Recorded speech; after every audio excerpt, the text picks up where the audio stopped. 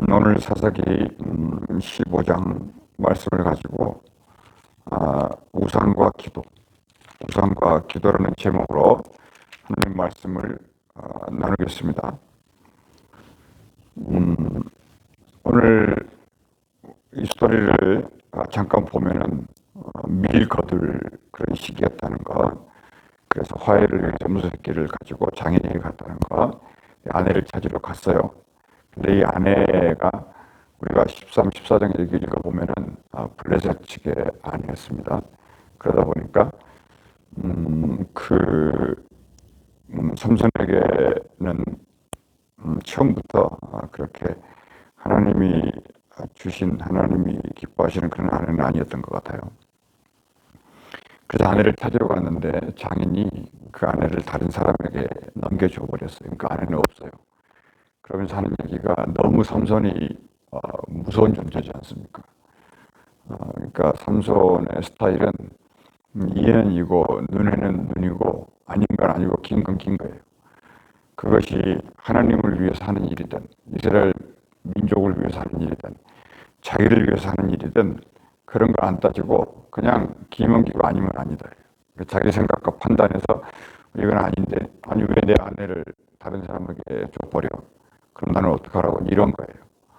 그런데 사실 그런 이 스토리 뒤에는 하나님의 뜻이 다 숨겨져 있고 계획이 있는 것을 우리가 어떻게 알 수 있냐면 14장 4절 말씀에 보면은 삼손이 이제 블레셋으로 내려갔을 때 어떤 한 여자를 보고 눈에 들어와서 마음에 들어서 이 여자를 자기 부모님에게 가가지고 내가 그걸 아내 삼으려고 한다 이렇게 말을 하니까 부모님이 어떻게 했어요? 거기서 뭔 소리지? 갑자기 삼손이 왜 그러지? 이랬을 거라고요. 왜 그러냐면 삼손은 처음 태어날 때부터 그들이 갖고 싶어서 한 게 아니고 하나님의 천사 기묘자라고 하는 하나님의 천사가 이 삼손을 말씀을 통해서 준 거예요. 그러니까 이 삼손은 하나님이 약속을 따라 준 아들이라고요. 그런데 이 아들이 나시린으로 태어나가지고 독주도 함께 안 하고 포도주도 함께 안 하고 불량한 것은 만지지도 않고 머리털은 깎지도 않고 하여튼 이런 식으로 하나님의 법을 따라서 완벽하게 키워냈는데 이제 청년이 돼서 아내가 필요했는데 이렇게 했다는 거예요. 그러니까 부모 입에서는 당연히 무슨 얘기가 나올까요? 아니 어떻게 할례받는 백성이 할례받지 않은 백성의 여인을 아내로 삼으려고 하느냐 등등등등 하면서 이제 굉장히 입장이 난처해진 겁니다. 근데 그것을 하나님은 이렇게 해석해요. 14장 4절 말씀에 그의 부모는 이 일이 여호와께로부터 나온 것인 줄을 알지 못하였더라. 그러니까 여전히 굉장히 어려운 시대인데 여러분 알다시피 사사시대는 내부적으로 굉장히 어려워요. 이 어려움이 예수님 올 때까지도 진행되었었고 예수님 오고 나서도 한없이 이 어려움은 언제든지 있었다. 그런데 하나님은 그때그때마다 무슨 일을 해결하시고 하는 그런 분인 것을 성경이 말합니다. 그리고 하나님이 처음부터 나시린으로 택했기 때문에 하나님은 삼손을 결코 포기하지 않고 버리지 않는다. 삼손의 머리털 하나까지도 하나님은 사용하신다. 삼손의 숨소리까지도 사용하신다. 그러니까 하나님의 영에 부름받은 사람은 아까 말씀드렸듯이 어떤 상황이나 현실 이런 것들이 그렇게 중요하지 않아요. 그냥 하나님 어떤 일어나는 일들에 대해서 해석이 안 되는 게 너무 많아요. 그런데 하필 이 사람이 삼손이에요. 삼손이라 그러면 안악자손 중에 안악자손이에요. 엄청난 거부인데다가 웬만한 거는 우리의 이해를 넘어가요. beyond understanding. 그게 뭐냐면 하나님의 영이 하시는 거거든요. 그러면 다윗이 영웅이 돼 하나님을 만났던 때가 언제였냐면 물론 기름 부음을 받았지만은 그 골리앗을 눕힐 때거든요. 그러니까 이스라엘이 골리앗을 눕힐 힘이 있었지만 또 반대로 오늘은 뭐냐면 이전의 사건인데 이스라엘도 골리앗이 있다 이거예요. 그 골리앗이 삼손이다. 근데 하필 또 삼손인데다가 거기 하나님의 영이 임해버리니까 이 삼손을 이길 만한 사람은 당대에 아무도 없었다. 이런 거거든요. 근데 이게 재밌는 이야기가 이런 겁니다. 물론 여기에 나오는 하나님의 영이 임했을 때마다 삼손에게 나타난 이 일이라고 하는 것은 아무도 대적할 사람이 없다, 지금 그거거든요. 그러니까 뭐 이 여우의 꼬리를 묶어가지고 장인이 그런 말을 듣고 나서 삼손이 이제 이건 아니다 싶은 거예요. 그러니까 여우의 꼬리를 묶어가지고 불을 붙여가지고 밀 추수할 때인데 거기다가 그냥 불 붙여 던져버리니까 그 밀밭이 익지도 않은 것부터 시작해서 익은 것은 물론이고 전부 쑥대밭이 돼버린 거예요. 이러니까 이제 이게 사단이 돼가지고 블레셋 사람들이 군대를 몰고 이스라엘을 이거 다 죽여야 되겠다, 이렇게 올라온 거거든요. 근데 누구를 잡으러 왔냐면 이스라엘 백성을 잡으러 온 게 아니라 삼손을 잡으러 온 거예요. 1년 농사를 다 망쳐버렸으니까. 근데 재밌는 건 뭐냐면 여기 삼손이 어딘가 이제 숨어 있었다 그래요. 근데 블레셋 군대들이 찾지를 못했어요. 그렇죠? 못했는데 결국은 이스라엘 백성들이 삼손이 어디 있는가를 알아가지고 삼손에게 가서 말해요. 내가 너를 결박하러 왔다. 엄청 많은 군대가 동원돼가지고 잡거든요. 그 삼손이 자기 백성들의 말을 듣고 어떻게 했을 것 같아요? 거기서 그냥 결박을 당합니다. 그러면서 뭐라 그러냐면 너를 내어주려고 왔다, 블레셋에게. 이게 굉장히 중요한 대목이에요. 그러니까 뭐냐면 예수님 당시에도 넘겨주고 말죠. 넘겨줍니다. 아무튼 그래서 이걸 우리가 생각해 보면 오늘 우리가 얻을 교훈은 그거예요. 이스라엘 백성들이 훈련이 될 때 하나님 앞에 우상을 하지 말라. 근데 오늘 말씀도 굉장히 그 고통스러운 게 뭐냐면 이스라엘 백성들이 다시 하나님 앞에서 악을 행했다. 그게 모든 원인이었다는 거예요. 그 원인이었는데 지금까지 서사기를 보니까 그럴 때마다 고통을 당했잖아요. 팔려다 팔림을 당하고 또 종이 되고 이럴 때 하나님은 어떻게 하셨습니까? 그들을 훈련시켰는데 정말로 기도해서 울부짖어 기도하면 또 평화를 줬어요. 울부짖어 기도하면 또 평화를 줬어요. 근데 그것이 자기들의 습관이 되니까 하나님이 이제 응답을 안 해요. 그러니까 두 번째 이들이 훈련받은 건 뭐냐면 회개해야 되겠구나. 기도만 하는 게 아니라 회개해야 되겠구나. 우리를 살려달라고 주장만 할 것이 아니라 하나님 앞에 우리가 무슨 죄를 지었는지를 회개해야 돼. 회개를 생각나게 하셨다는 거예요. 그러니까 두 번씩이나 회개하니까 하나님이 또 살려줬다는 것이죠. 그래서 자꾸 훈련을 시켰어요. 근데 오늘 사람들은 삼손이라고 하는 하나님의 인물이 등장하니까 이제는 삼손 하나에게 맡기고 자기들 하고 싶은 대로 다 하고 살았던 거예요. 삼손만 있으면 된다. 그래서 하나님은 아예 처음부터 삼손을 블레셋 땅에다가 집어넣은 겁니다. 이 적군의 땅이고 블레셋 밑에서 40년 동안이나 이스라엘 백성들이 학대를 당하고 있었다는 거 아닙니까? 그럼 이제 이스라엘 백성들의 마음은 어떻게 되느냐? 뭐 기도해도 별거 없고 회개해도 별거 없고 이렇게 된 거예요. 그러니까 이제 무슨 생각을 하게 되냐면 아예 그냥 우리를 괴롭힌 사람들하고 적당히 타협하고 살자. 그냥 그 밑에서 그냥 종살이하는 게 낫다. 그리고 블레셋은 우리가 이길 수 없다. 이게 인간의 현실의 계산이 딱 떨어지는 거예요. 근데 하나님이 왜 삼손을 보냈겠냐고 생각을 안 한 겁니다. 그래서 아예 우리는 이렇게 살 테니까 삼손이 블레셋 가가지고 저들을 뭐 무찌르든 죽이든 뭐 저들을 어떻게 하든 간에 이 백성들은 삼손에게 모든 걸 떠맡겨버리는 거예요. 그리고 자기들은 가짜 평화 앞에서 그냥 굴종하면서 복종하면서 그냥 자기들을 죽기 싫으니까 자기들 살겠다고 이렇게 돼버린 거예요. 굉장히 시대가 어려운 시대였다. 더 중요한 것은 백성들이 뭐도 안 하고 뭐도 안 한다는 거예요. 기도조차도 안 하고 회개조차도 안 한다는 거예요. 그냥 눌러 앉아버렸어요. 이게 죽었다는 거예요. 이때 하나님이 또 얘기하지만은 삼손, 이 인물을 보낸 거고 이 인물은 보통 인물이 아니었다는 것이죠. 그래서 하나님은 이들의 악행을 또 가르쳐 주는 것입니다. 뭘 가르쳐 줄까요? 중요한 걸 놓치지 말아야 되는데 하나님이 이런 얘기예요. 너희들이 어떤 악행을 행하고 어떤 죄악을 범하고 나를 찾지도 않고 나를 구하지 않는다 할지라도 이게 하나님의 생각이에요. 나는 너희들을 내 백성을 만들기 위한 일은 쉬지 않고 계속한다. 이게 메시지예요. 그래서 우리가 기도할 수 있는 거거든요. 그러니까 결국에는 삼손을 넘겨버리잖아요. 가룟유다가 예수를 팔아버리잖아요. 이제 그런 식이에요. 그런데 결국은 삼손이 넘겨지고 또 삼손이 그들에게 포로가 되어 잡혀가면서 삼손이 이제 모든 인생 말년에 모든 걸 다 내려놓고 정말 포기를 합니다. 어떻게 포기를 하면 이 삼손이 이제 하나님 앞에 마치 십자가에 달린 예수처럼 마지막으로 기도를 해요. 이제 블레셋에게 잡혀가지고 블레셋은 그들의 목표가 뭐겠습니까? 삼손 하나 잡으면은 다 끝난다는 거예요. 그러니까 여자를 동원하고 뭐 들레를 동원하고 아내를 동원하고 장인을 동원하고 하여튼 군대를 동원하고 모든 걸 동원해가지고 지금 누구 한 사람을 잡겠다는 거예요. 삼손 하나를 잡겠다는 거예요. 근데 삼손의 성격은 어때요? 인간적으로 자기가 어떻게 하는 게 아니에요. 그냥 얘는 이거 눈에는 눈이고 부당하다고 생각하면은 뭐 자기 힘을 동원하든 하나님의 힘을 동원하든 가만히 있다가 하나님의 영이 임해버리거든요. 삼손이 막 죽을만 하면 임해버려요. 밥줄에 묶여 있으면 하나님의 신이 임해가지고 밥줄을 다 풀어버리고요.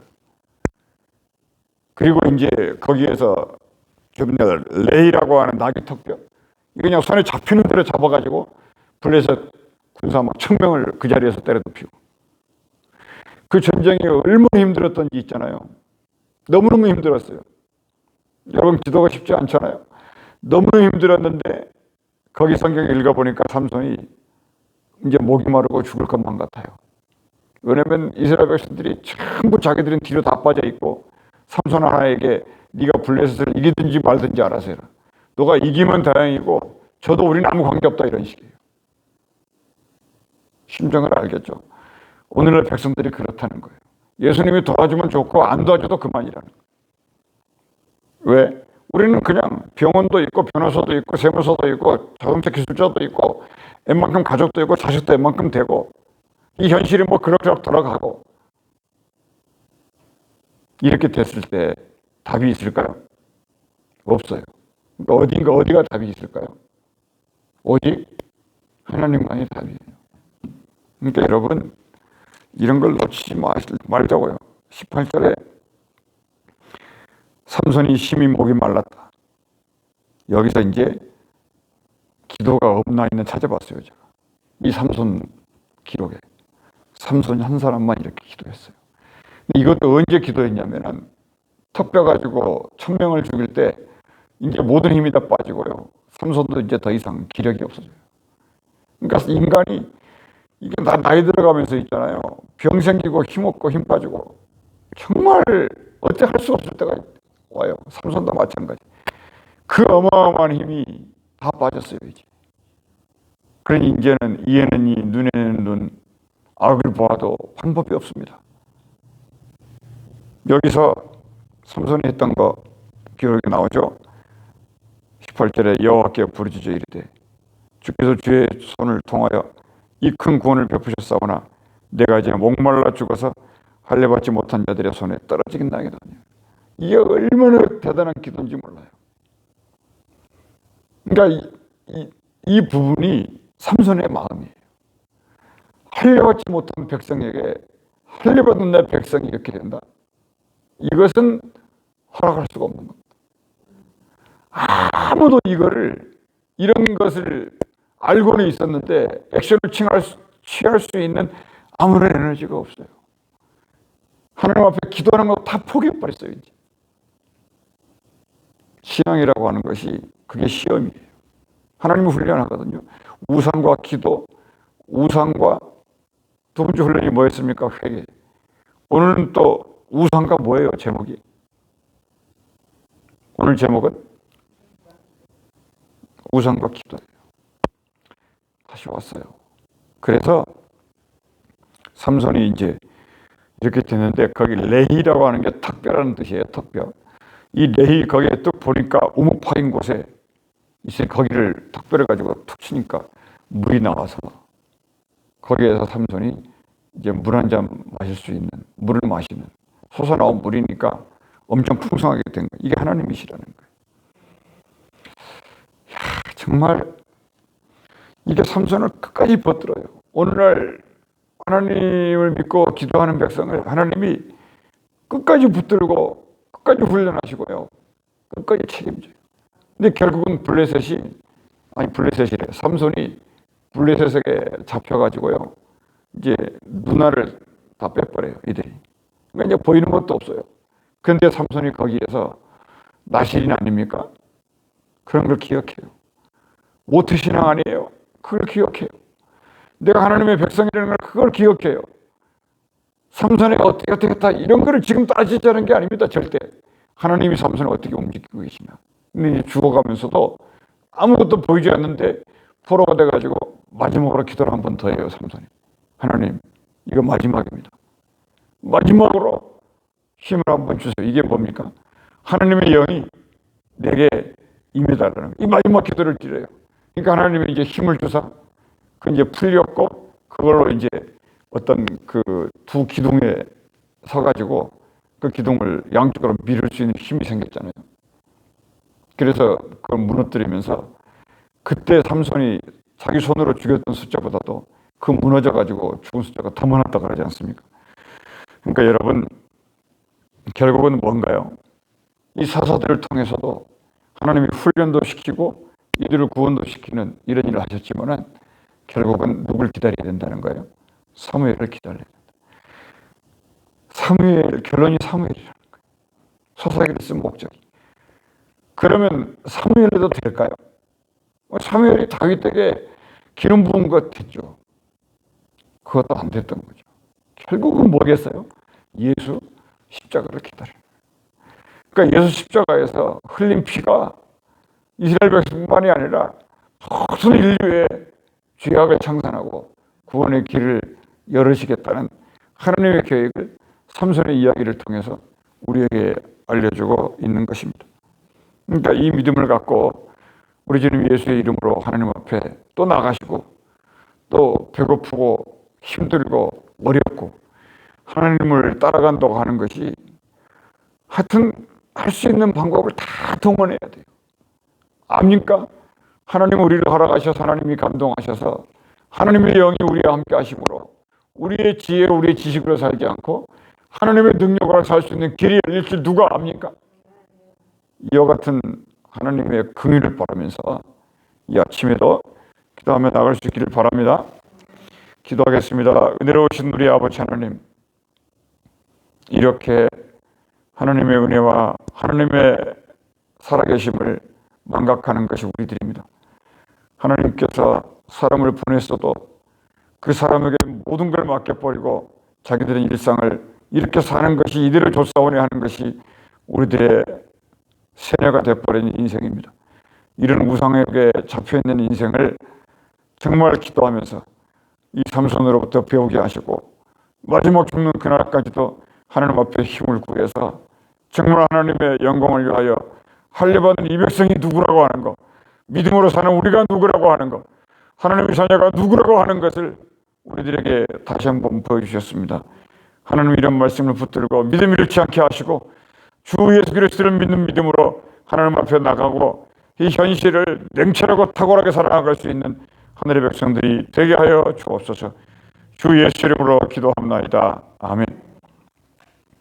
하나님께서 도시를 축복하시고 우리 교회를 복되게 하시고 오고 오는 백성들을 축복해달라고 기도하시고 제이슨을 위해서, 아드리아나를 위해서, 버지니아를 위해서, 위스를 위해서, 그리고 또 우리 교회 첫발을 내딛는 우리 민영이, 또 한규, 그리고 영산이, 그리고 또 교회 학교를 시작하려고 하는데 아직까지도 하나님의 뚜렷한 응답이 없어서 계속 기도 중에 있을 뿐만이 아니라 또한 우리 엔젤 또레스를 위해서 기도하시고 최영환 성도를 위해서, 서영규 성도를 위해서 기도하시고 또 우리 주님께서 예비하시고 있는 아버지 하나님, 우리 한 강현 형제를 위해서 기도하시고 하나님이 뭔가 준비하고 있을 때 우리가 기도해서 하나님의 마음에 드는 교회가 되어야 될 것입니다.